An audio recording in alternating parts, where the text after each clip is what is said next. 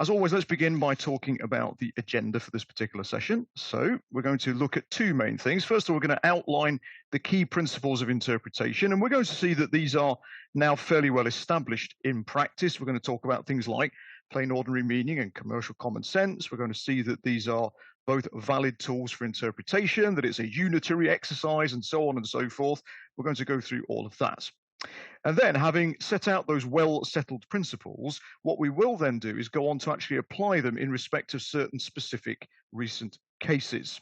So the law has been fairly well settled since around about 2017 in the case of Wood and Capita, which I'm about to talk about. However, the key thing to note is that each time that these particular principles are referred to in a case, of course, the court has to apply them, and it may choose to do so in slightly different ways, dependent typically heavily on the particular facts of that case. So we're going to look at 4 different cases that will assist us in understanding how the courts apply these rules in practice. So here you can see there are 2 possible constructions, and often there will be, as we'll see later on. The court is entitled to prefer the construction which is consistent, or in some cases most consistent, with business common sense, and to reject the other. Fine. However, there's an important limit to that, which I've already alluded to, and here we see it again. Commercial common sense is only relevant to the extent of how matters would have been perceived by reasonable people in the position of the parties, note, as at the date the contract was made.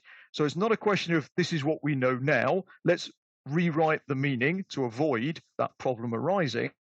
No, it's thinking about what was in their contemplation or would have been in the contemplation of the reasonable person at the date the contract was made. They said that in terms of context, both parties had an awareness of the existence of similar legal obligations, the EU blocking regulation. Furthermore, they said that 9.1 was a fairly standard clause that was regularly used in these sorts of contracts. Furthermore, they said that US secondary sanctions were clearly a potential problem at the relevant time, i.e. the time that the contract was entered into.